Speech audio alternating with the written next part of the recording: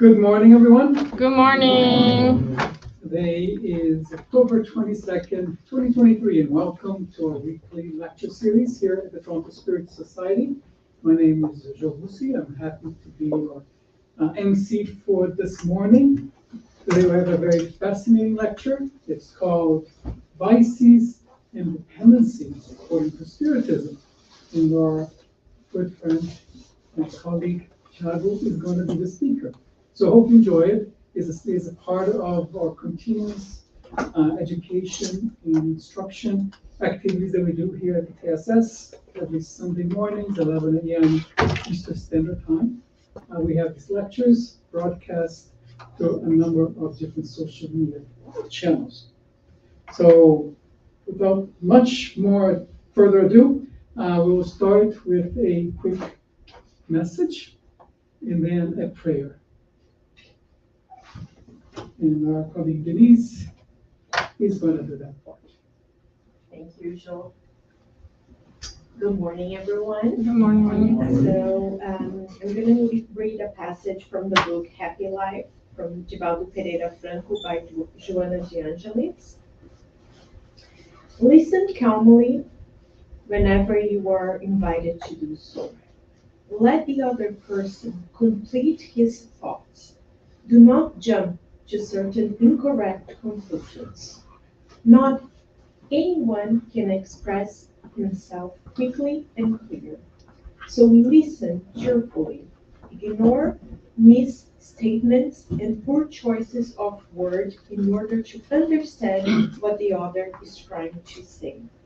If someone accuses you, reach for the root of wrongdoing and get rid of it. Dialogue shall always happen without bitterness, leaving a positive balance. If he clarifies something for you or teach you something, absorb the lesson. If he is blaming something, lessen the intensity of the offense with expressions of comfort to the offended. So with that, I would invite us all to close our eyes, try to clean our minds, leave our stress, thoughts, and problems outside our minds for the next hour. Elevate our thoughts to Jesus, our Master, and ask for Him to open our minds and our hearts for the lessons and the teachings that we will receive today. May God enlighten our friend Tiago throughout this lecture, and thank you, so be it. So good.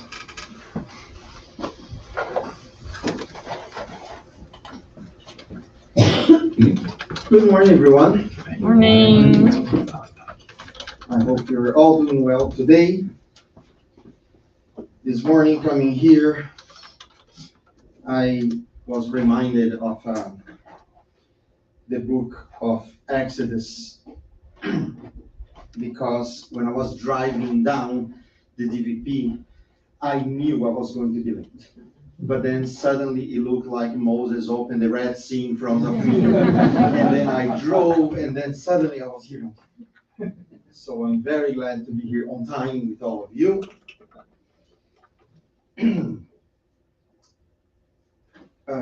Jokes apart, I'm really glad, and I believe that we have something very interesting to learn and to reflect upon today. A quick disclaimer, some of you may know, some of you may not, but I happen to work since 2018 with Vices and Dependencies myself. But here I am in the capacity of a brother like everyone else, somebody who is learning, because I may have some knowledge in some area of, sciences and the arts of, talking to people. But at the same time, I am learning just like everybody else, because we know that we may have some explanations for the ills and struggles and challenges that we have here in our lives. And, you know, human science helps us a lot. And we're going to talk a little bit about it. At the same time, what can we also learn from the knowledge that we have from the Spiritism and from the immortal spirits, and from the consideration that we have that our lives are more than our earthly matters? And I think we can already look at this specific topic from that perspective. And the first thing that I want to say is, sometimes when we talk about difficult things like that, it is always important that we look to those challenging and difficult things with the eyes of love and compassion. The world is already full of judgment. The world is already full of criticism. The world is full of comparison. None of us here is in the position of judge. None of us here is free from the challenges that life poses to us. And because of that, I want to introduce the theme like that to you, in hope that living here, we can look at each other, and instead of criticizing or judging or imposing beliefs, we look at each other, understanding that we are all here to support each other, to help each other, and to learn with each other. Because one thing that we are missing today, it is to learn from each other's experiences. Many of us have answers for dilemmas that we have and that we are carrying.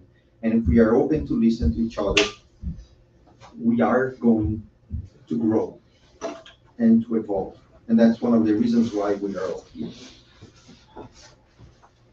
So here we are talking about those specific words. Let's say, many of us heard words like vices, dependencies, virtues. There are other words that we're going to talk about throughout the lecture. But many of those words, vices, dependencies, one word that we hear a lot is about addiction. Right? We all heard that. And many of times when we hear those words, usually we are drawn to activities, behaviors, and relationships that cause harm, that cause pain.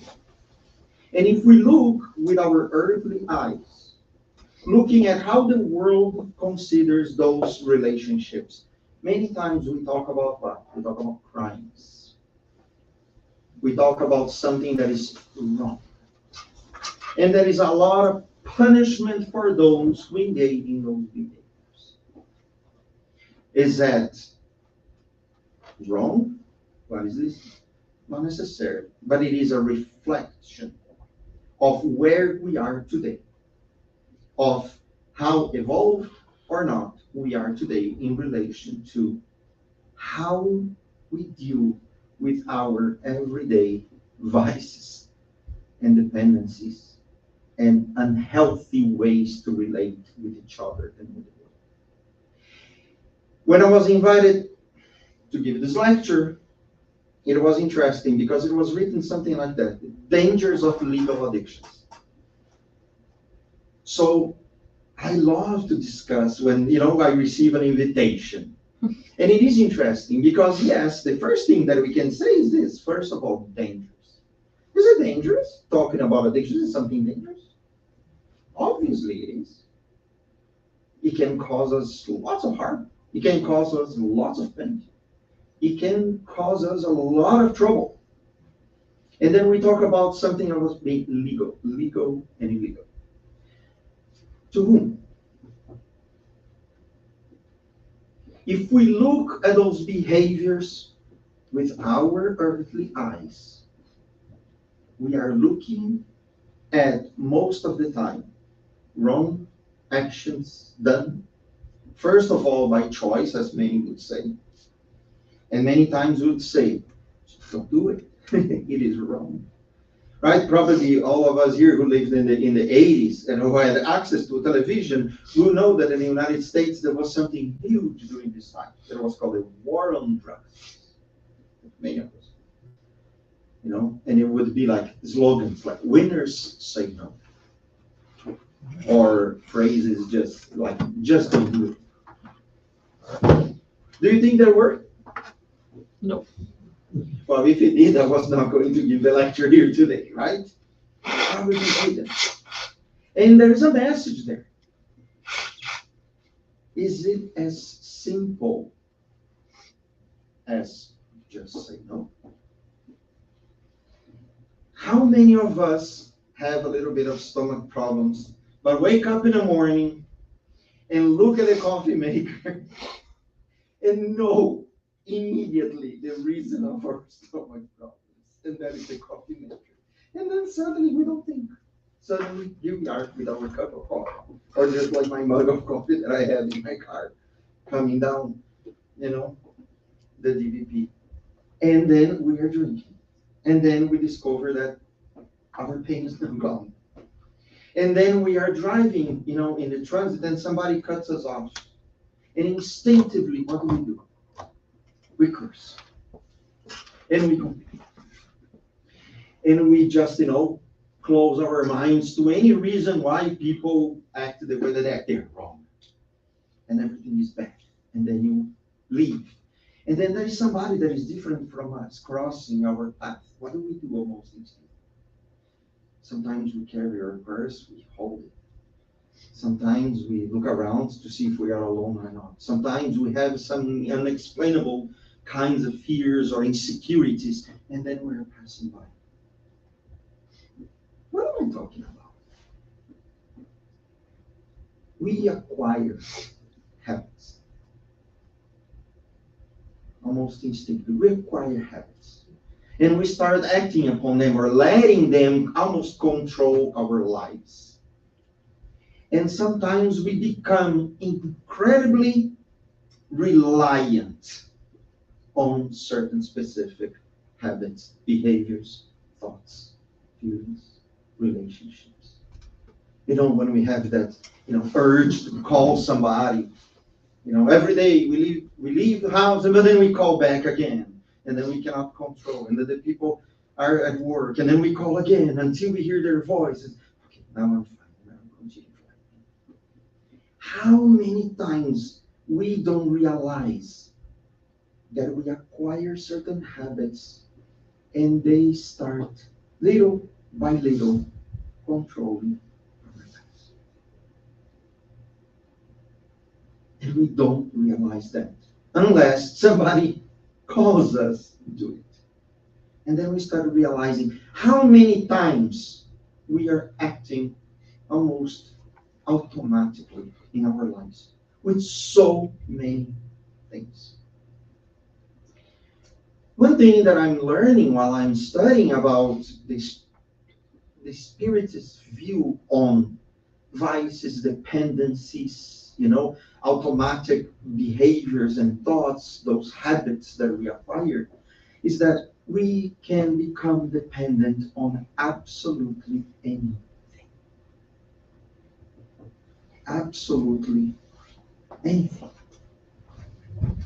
And I like the fact that the invitation here was, let's talk about the legal addictions. And it is very eye-opening. Because the first thing that we can learn from that is, wait a second, it's not because it is legal that is good, or illegal that is necessarily all bad. We're not talking about something so black and white that something is all good and something is all bad.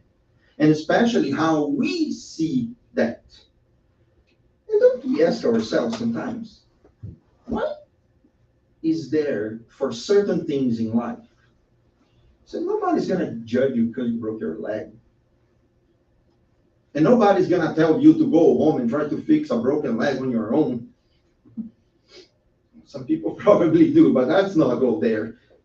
But if somebody comes with some specific inner struggle, or saying that it is difficult to control certain specific emotions, or it is difficult to control the relationship with certain things, how easy for us to say, oh, just stop it. Can we tell somebody, just stop breaking your leg? Our bones are there. We're going to continue using it, and sometimes we break. Our emotions are also part of the drives of our lives. And sometimes in using our emotions, those emotions are going to sometimes get the best of us. And when it gets the best of us, what do? We try not to suffer. But it's easy, right, for us to say, just stop it. Why are you so sad? Life goes on. It is incredible how the matters of the heart, the matters of emotions, the matters of that invisible world that still exists and is very real, but not as tangible as our material body, not as tangible as a bone that we break, is much more complex to deal with. And we cannot use those same strategies or those same ways to look at it. Let's try to move forward and understand, first of all, did we ever think where it comes from that some of those habits, behaviors, and relationships are seen by us with such negative eyes? When we talk about vice, where does that come from? And that comes from a long time ago. We're talking about Aristotle. We're talking about the great philosophers of the old world, of the Western world, that would say, we are all made of virtues and vices. And the virtues being then the qualities that were desired for the good living and for people to be seen well and accepted in society. And the vices was everything of too much or too little that would be not acceptable in society. We will be talking about exaggeration of certain specific behaviors or tendencies, or even emotional expression, or the lack of it. For those who never expressed emotions, there was a vice. For those who expressed too much, there was a vice. For those who didn't act in moderation, that's what some of those philosophers would say, specifically the Stoics. For some who like that, I like to dig sometimes. The Stoicism, the philosophy of living in balance, with moderation, and with frugality. That would be the recipe for the good person, the recipe for the moral person, for living well. Distinguishing the good and the bad based on those specific principles of balance, of moderation. But we continue carrying some of those ways to treat people when they are out of the norm.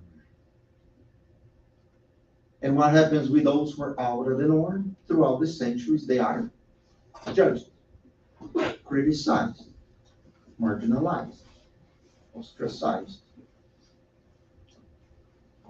We, as humans, need to find our tracks to walk on.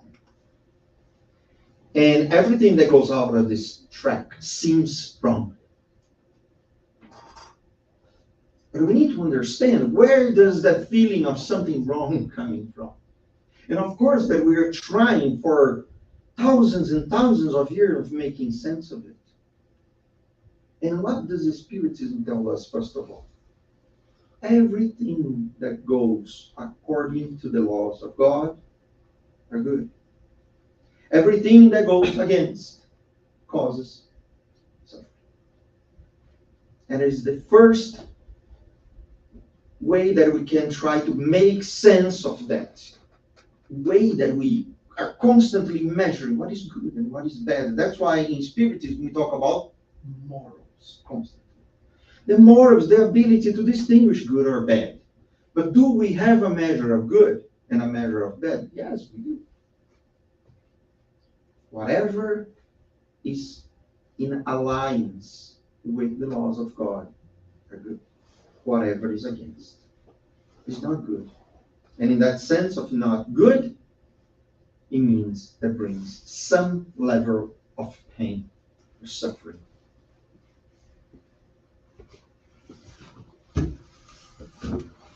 Moving forward from that idea of vices, one thing that Spiritism helps us is to look at it from the point of view of our passions. For anybody who reads Spiritist books,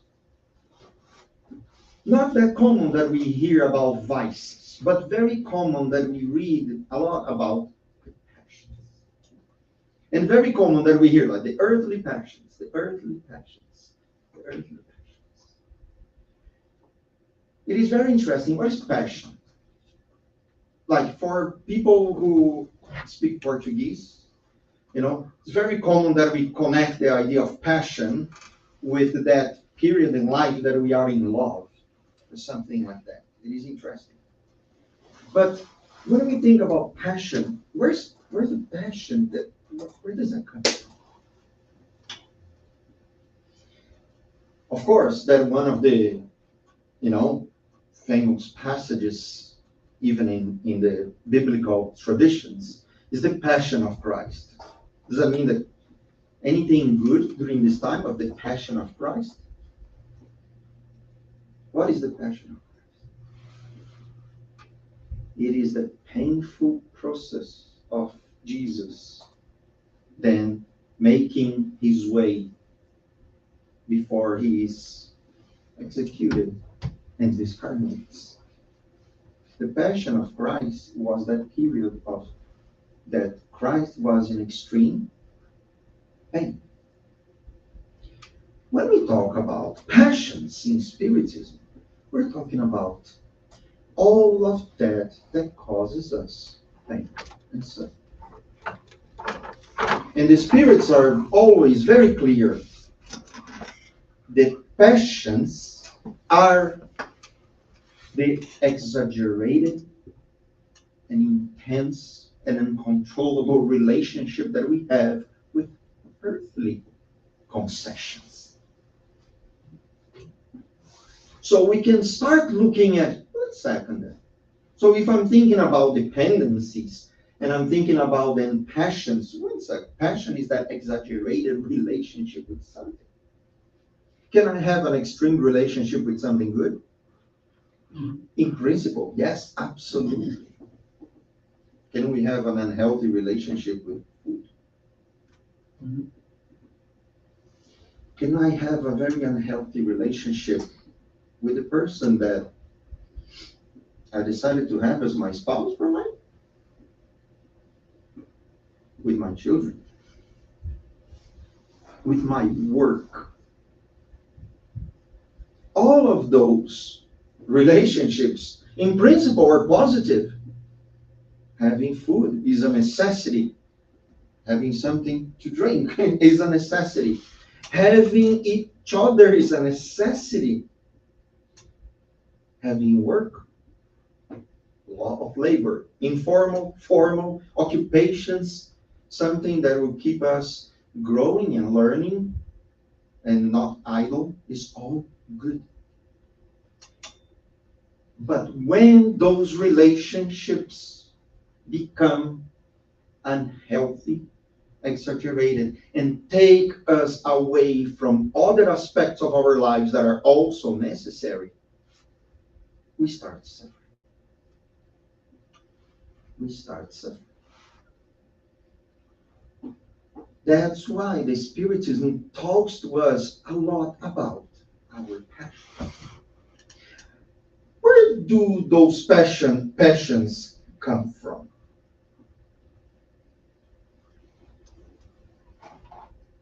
First of all, many of the habits that we have today, we are acquiring. And we can start looking at our habits and our relationships, not from an earthly perspective only. So when we're talking about somebody that we spouse today, did we meet them in this incarnation? Probably not. When we are talking about the relationship with so many earthly concessions, and I call concessions because they belong to God, they don't belong to us. No, most of what we have on this earth is here while we are incarnated, and when we take off for the spiritual life, they stay. Even our bodies, our material bodies. But that relationship we may have developed, acquired, and mastered throughout centuries and incarnations and incarnations and incarnations. Passions also have something to do with temptations. When we are exposed to certain specific people, habits, behaviors, even material things, we can think about substances as well.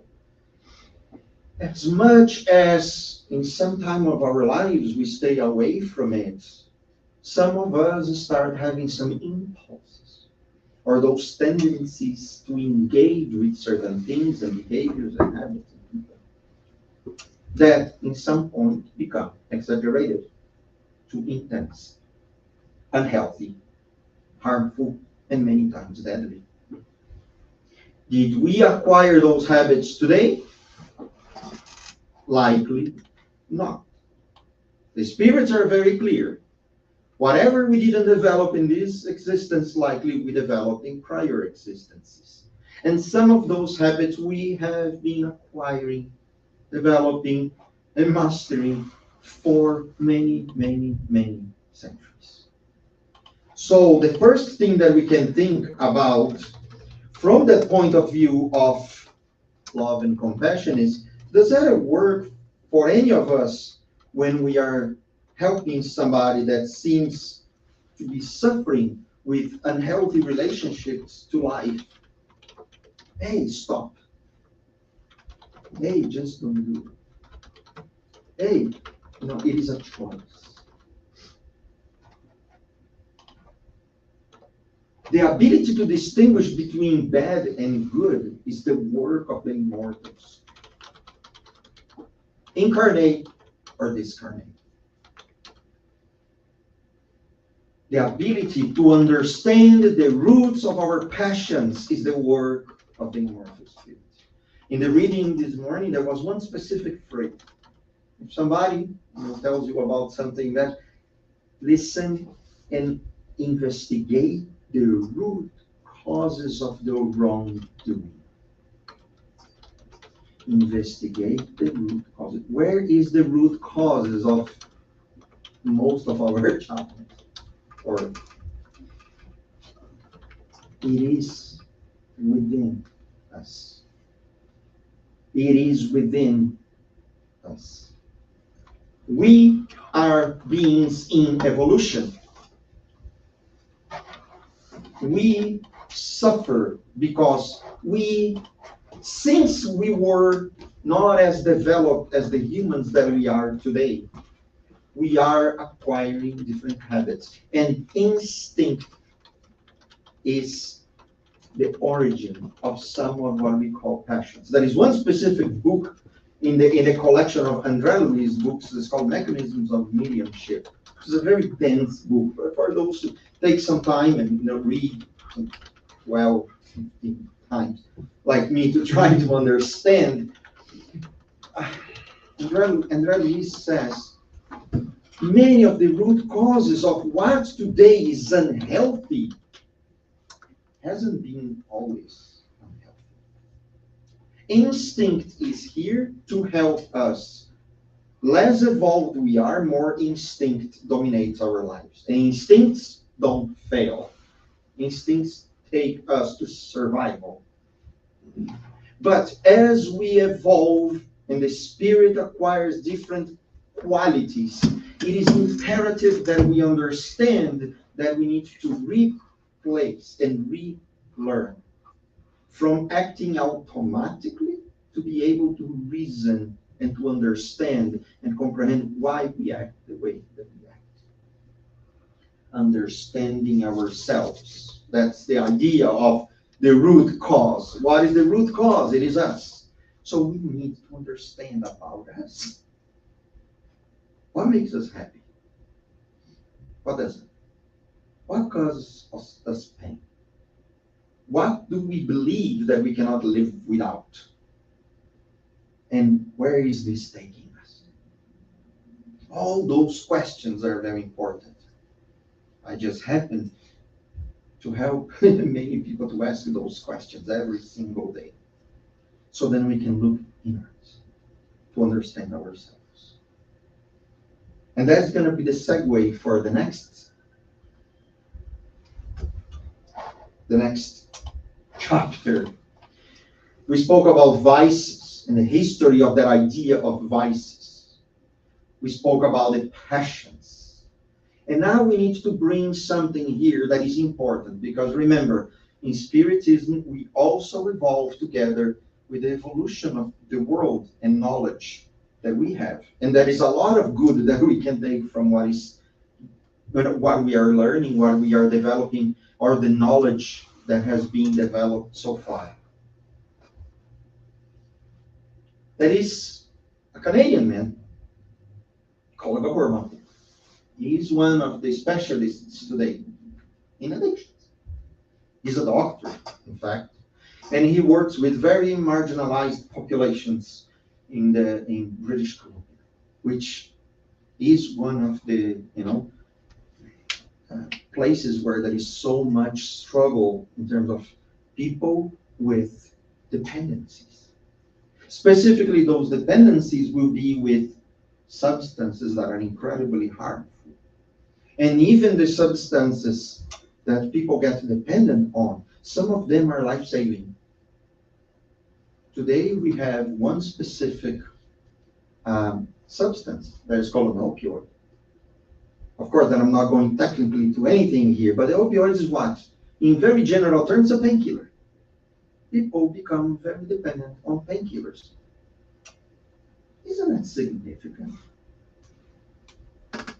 If we become dependent on painkillers, it's because what is bothering us so much? The pain. How many people probably have levels of suffering that probably may be unbearable for them on their belief that this pain specifically is not? It's too much. Therefore, engaging in other behaviors to counterbalance or to compensate that perceived pain. And I'm talking perceived pain because even if you go to the doctor, the doctor is going to ask you if you're in pain. In a scale between 0 and 10, what is your pain? Every one of us will have a measure of. I may have a similar struggle than you. My level of pain may be 9, yours may be 4. And that's why looking at somebody says, stop hurting, doesn't work. Every one of us will give that measure. Based on what? On all those experiences. All the experiences that I had with pain before. All the experiences that I had with healing before. That will give me the measure of what pain is for me. And what causes me pain? What causes you pain may not cause me pain, and vice versa. Gabor Mate says something very powerful.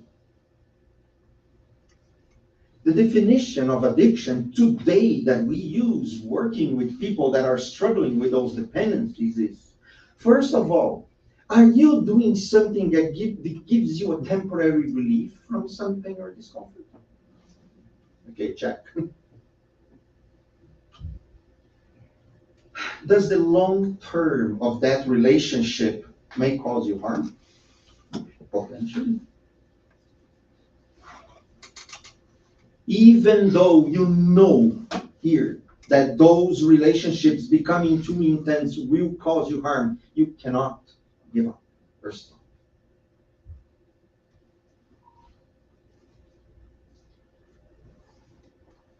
And when you don't have that, that is another detail, that is the fourth element here.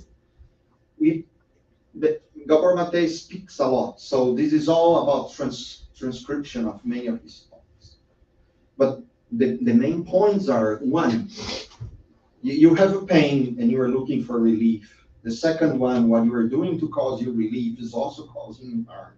The third one is, even though you know it's causing you harm, you still cannot stop. And the third one is, when you don't have that causes you relief, you want it. And you want it bad. And you want it now. When we don't have, our minds are always there, chasing that. Do we have that with people? There was a breakup, but people are not conformed and keep chasing the person. The news are full of that. When we lose certain specific possessions and we are not conformed, we continue chasing. When we want certain specific status in society and we do everything chasing that, including putting other people below us as stepping stones for our success. Do we do that? We can be dependent on him. Because it is not a matter of telling us that if it is legal or illegal. It is a matter of looking to ourselves and understanding that many times the relationship that we have with ourselves, with others, and with the world is taking us to the path of happiness, or is taking us to the path of pain.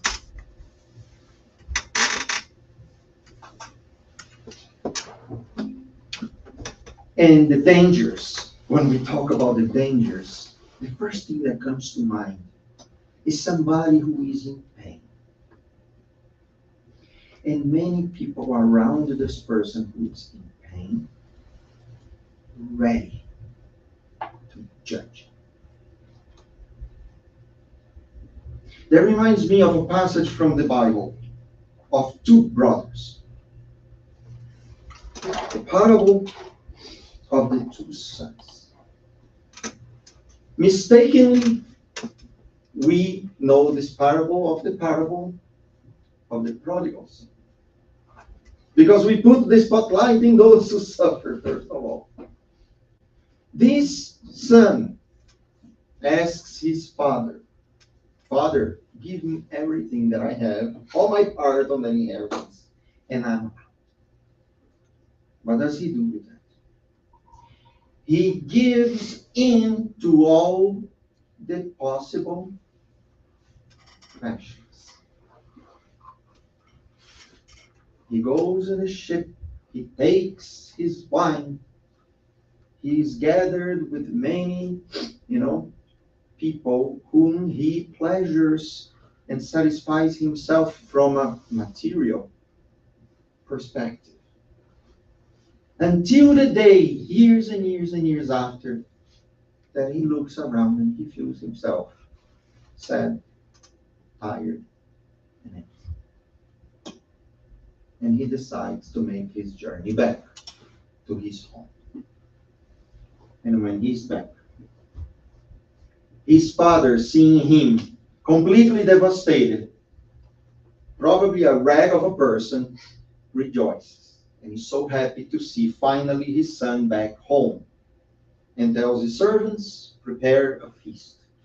For I thought my son was dead, and now he lives.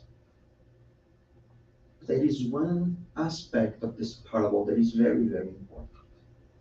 And every single time that I work with people with dependencies, there is a group of people that I need to dedicate a lot of time and effort and energy, helping as well. It is that brother on this parable who looks at the father and says, how are you doing that? Look at me. I don't have any problem. And you never made a feast like that for me. Why are you going to be so happy with that disgraceful son of yours? Why are you going to be so happy with somebody that was not here to help you? And here I am to help you. Of course, that is a very important message. And the passage which has to do with his father looking at him and saying, you never gave me trouble, so then you have been taking advantage of all that is good. Isn't that enough? But here's your brother who's suffering, who did everything that he could to try to be happy, and here he is sad and empty. Judgment. Pride. Selfishness. The greatest dangers and enemies of our spiritual evolution. Pride and selfishness. I am better than him. Selfishness. Why are you giving this to him? And I am here, you never gave it to me. I really appreciated the suggestion. The dangers of addiction. There are many dangers of being in an exaggerated and intense and unhealthy way related with anything. And that takes us from the path of evolution as immortal spirits. When we don't put our existence in perspective, when we are overly cautious with material matters, we suffer. It is true. Not only that, but for those who involve yourselves and studying the Spiritism, because we are spirits and we are in constant connection with the spiritual world, that is a terrible consequence of those dependencies and those tendencies, which is we align ourselves in thought and in vibration with also those in the spiritual world who live in a similar way. Maybe not connected with material world, but still carrying the consequences of that specific exaggerated relationship. Continue dependent. And sometimes consciously, sometimes not, incredibly invested in exploring or exploiting that relationship that we already have to take advantage from a spiritual point of view. At the same time, one thing for all of us is none of us are free from those challenges. Therefore, none of us is free to judge. Well, we are free to judge, and we may be ready for the natural response from this judgment. With the measure that you measure others, you will also be measured.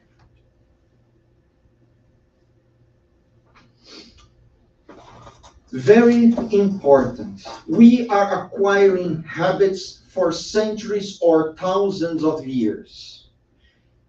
It is very important that we try to steer away from the idea that any dependence is simply a choice. If it was only a choice, we would have fixed that tragedy already, and I would not have a job.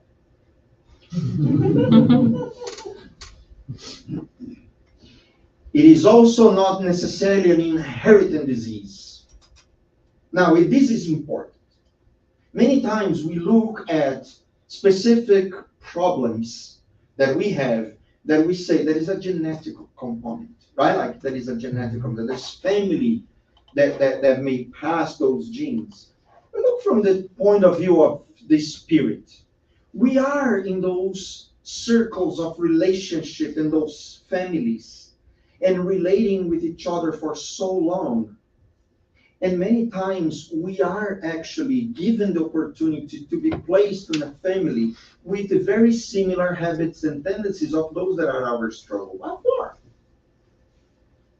so then we learn how to understand and how to make sense of those tendencies and then finally work on them. That's what we call not to fall into temptation. It is the opportunity that we have to be placed in front of those elements and relationships and behaviors that are unhealthy for us. And because as spirits, we are given the opportunity to master that by ourselves, we need to fight those tendencies and replace them with new ones.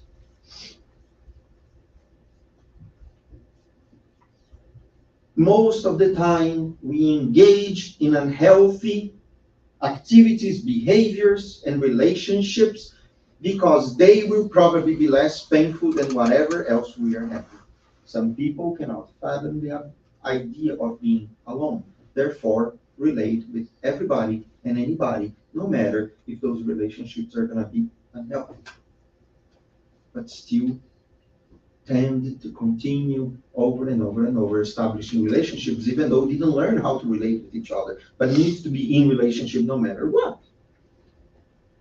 It is a lot of response from other painful experiences. When we talk about, and the message is really important, Joanna de Angelis says, study the root causes of your own doing. Healing is the work of centuries. Healing is the work of centuries. The development of habits is something that we carry from centuries and centuries and centuries spoke about. We are constantly establishing those relationships. In some point, they give us some good feeling. And sometimes we want that over and over. Our animal side, let's say, is prone to connect with everything that causes us pleasure and gives us a reward and push away anything that causes us pain. We are like that. Our tendencies belong to our spirit. And Spiritism is very clear. The suffering is related with our imperfections. And we condition ourselves to try to eliminate that. And we condition ourselves in that development of habits. Okay, in the last 10 minutes that we have, of course, that is very important for us to understand what can we do about it. I am not going to give any recipe medically, psychologically, none of it. That's not the place. However, it is very important for anybody that has a physical problem, go to the doctor. Has an emotional problem, please don't forget that there are people who work with that. But that's not all. That's not all. We are here as a spiritist understanding about the therapeutics of the spirit. The therapeutics of the immortal spirit. First of all, we know the answer. Long time. Jesus already said, watch and pray so you may not fall into temptation. When we talk about watch what? Watch ourselves. Pay attention at our own tendencies.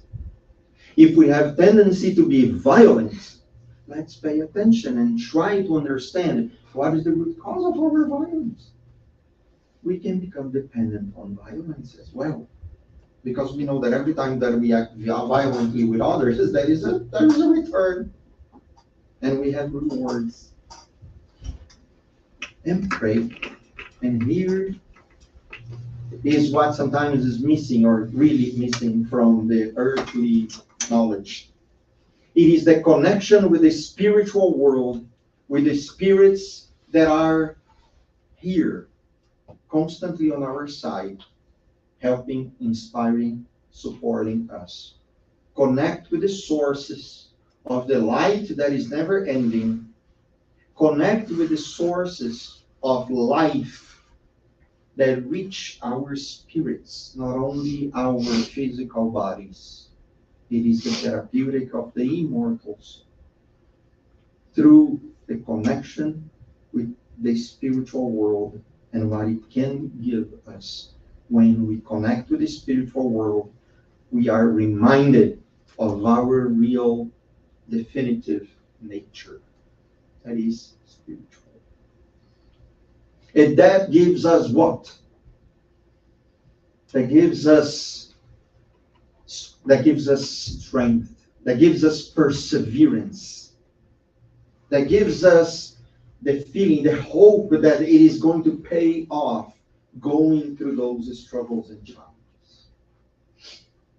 In this little book called Spiritism in its simplest expression, there is something that falls like a glove here.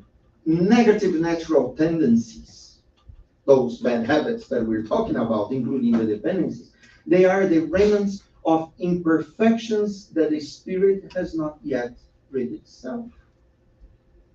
They are also signs of the faults that the spirit committed, what they call the true original sin, which basically is like those imperfections that we are carrying from other existences. That is the symbolically.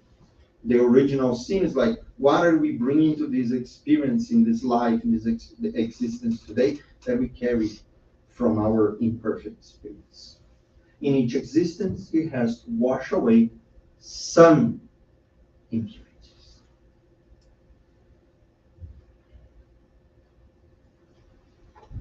Education. Education of the soul. That's what Allan Kardec says. It is the moral education. Education of whether it is good or bad. Good or bad for what? For our spirits. Not to get rid completely of material concessions because they are here for us to live well, but also not to have overly concern over the material world. Otherwise, we will not spiritualize ourselves. Perseverance and a systematic program to address our imperfections. That is what we call, if it is physical, let's deal with it. If it is psychological, let's deal with it. If it is spiritual, let's deal with it. Systematically, with perseverance, continuity. If we fall, we get up. When we talk about dependency, we talk about relapse. If we go back to our old habits, we need to remember we may have slipped into old habits. It doesn't mean that we are falling backwards. It means that we still need to continue working. We still need to continue learning. We still need to continue persevering. I call a gap in the plan. Some of those gaps may be very dangerous, definitely. Let's not sugarcoat the importance of all of that we're talking about. But for the immortal spirit, we need to understand that we are still imperfect. And we are going to need some time to get rid of all our imperfections. And thinking about temptation, and thinking about one of the most important messages that we ever received, I will finish with the way that Jesus taught us how to connect our spirits to the spiritual world and to God, our Father and Creator. And in this most important conversation with God, Jesus imprinted the antidote for all our dependencies. Because Jesus said, our Father who art in heaven, the first step is connecting to the spiritual world. Your kingdom come. It means that the answer is there. Bringing the spiritual understanding to this material world. Putting in perspective what we have today as temporary and the kingdom as being the permanent. Your will be done which means we are imperfect. We don't have all the answers, but God has. Through his messengers, through his teachings, through the promised consoler, for instance. Give us this day our daily bread. And that daily bread is known, is the food for the body, and is also the food for the soul. Remember the conversation with Jesus and the Samaritan woman sitting down beside the well, and he asks for water, but then he says, I'm going to give you the living water. The water that when one drinks, they will never, ever be thirsty. Forgive us our debts. Forgive us our debts. It is the recognition. Remember, watch. Recognition. We do have them. We are imperfect. We will do imperfect things to other imperfect people, just like us. Forgive our debt. It's not saying, don't let me have that. Allan Kardec already in the Gospel according to Spiritism, the true Spiritists are the ones that work tirelessly to combat their imperfections, or their negative, or the bad tendencies, or their evil tendencies, as he says. Not being perfect in the sense of not having them. As we also forgive our debtors, one of the antidotes. Do not judge. And lead us not into temptation. So every time that we are connecting with the spirituality, it is always important to watch for ourselves and who we are, and what are we doing with the existence that we have today. What are we dependent on? What are we reliant on? And where is this taking us? Because the first step to combat any dependency, so-called legal or illegal, it is about understanding, what do I need? Where does it hurt? What are my imperfections? And making sure that through those teachings and through all of that is available to us, continue evolving and continue growing. Thank you very much.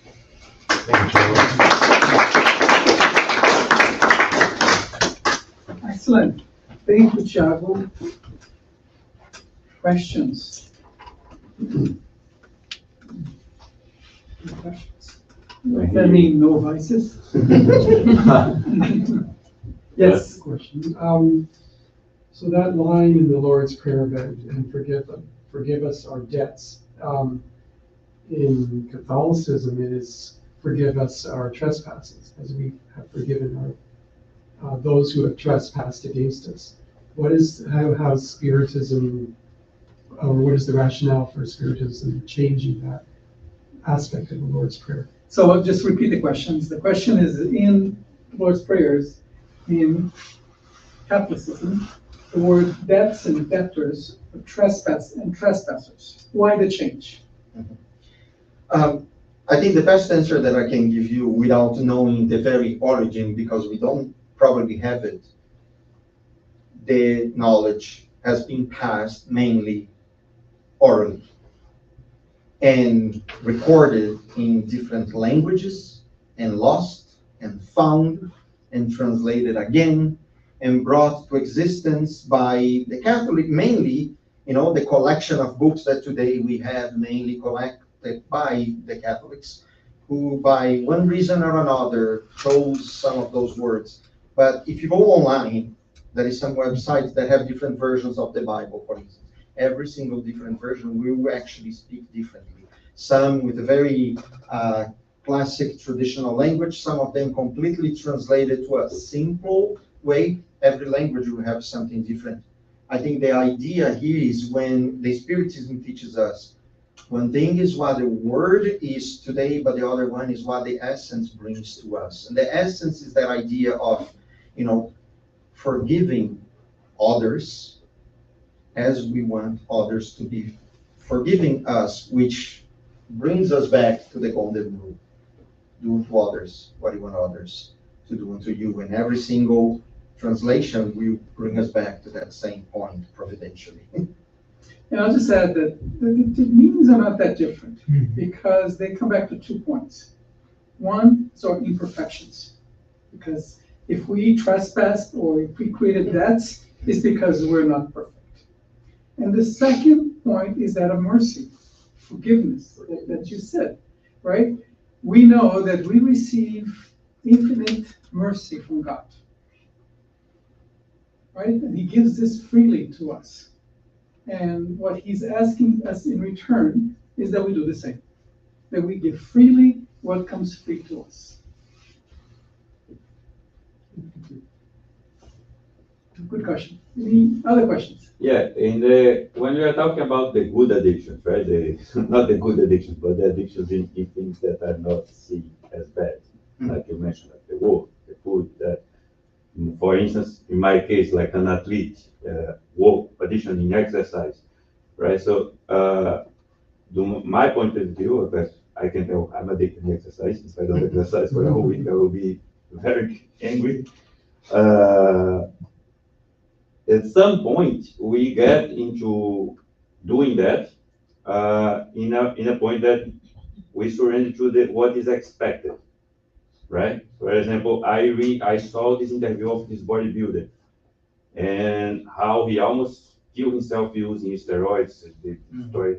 But because he reached one point that he couldn't reach anymore, and of course, we all have a point that we will be up and then we're going to go down. That is nature, right? And in order to stay in that up there, he went through steroids and other things because he said that was expected from him. Like when he go to the gym, oh, yesterday we were lifting 200 pounds. Now we are lifting 150. What's wrong with you? You have to lift 250, right? So in this is what I find, how we find those limits, or what we can see according to the Spirit is to have that control, keep doing what we are supposed to do if that's part of our task, but don't let that become destructive, right? No, I think built in your question, the answer is there already. First of all, sometimes we fall into the temptation of being the best because we already have that tendency.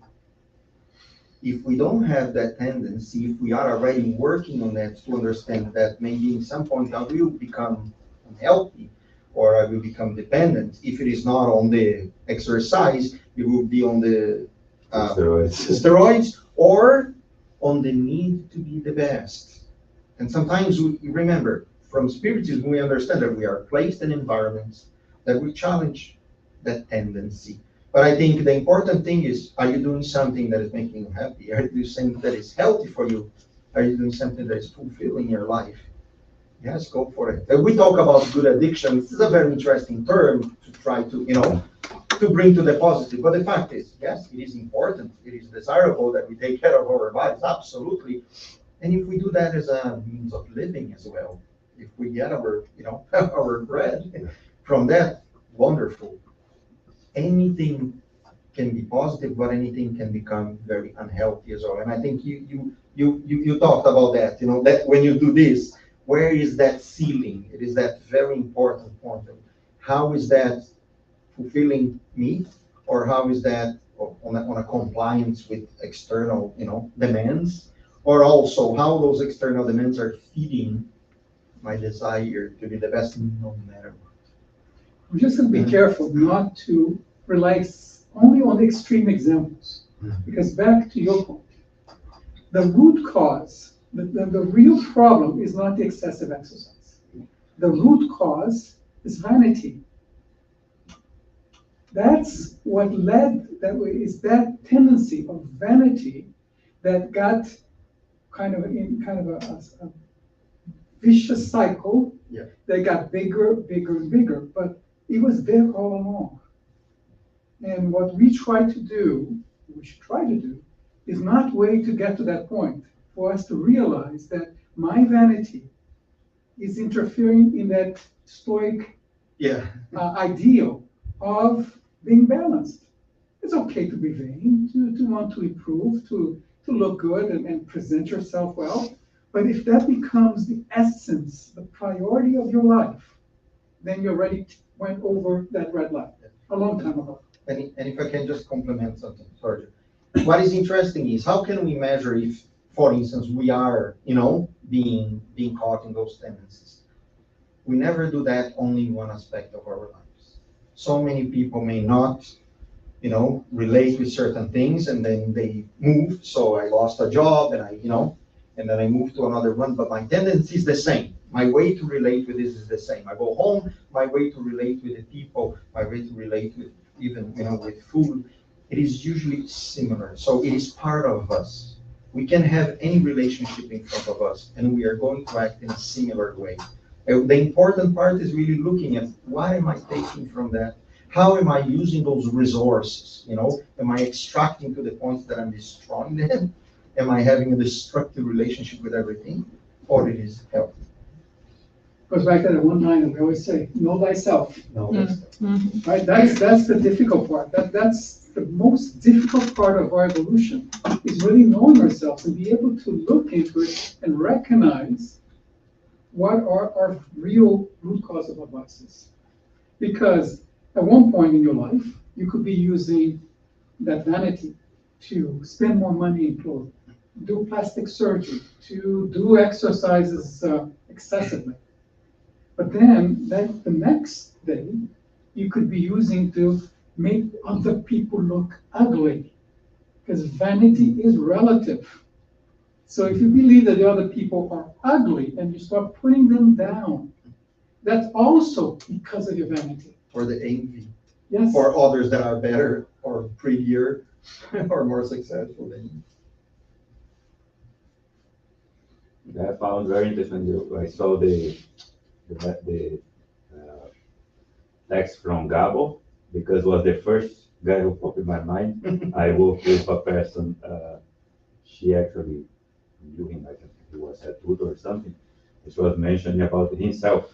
An example that he gave. He was addicted in music, and he got to a point as a doctor that he stopped the car. He had a patient. I don't know if he had to do labor or a surgery, and he couldn't decide. And he saw a vinyl store for vinyl discs, and he couldn't get to go to the patient or go to choose a vinyl for himself.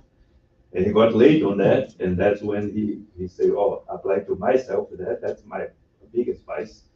And nobody will call that a vice. It's not a drug. It's music, but it's too much. Like I couldn't control himself, right? That's right.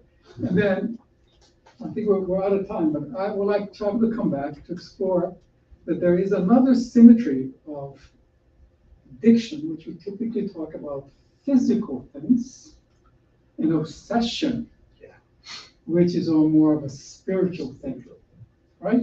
And they too have common roots. All that. Walking hand in hand. Thank you so much, Jack. So we come to the end of our lecture. I thank everyone who's been watching us online, and those who will watch this at a later time. Please join us every week, same time, 11 o'clock Eastern time, and watch for the themes and the lectures in our website. Thank you very much.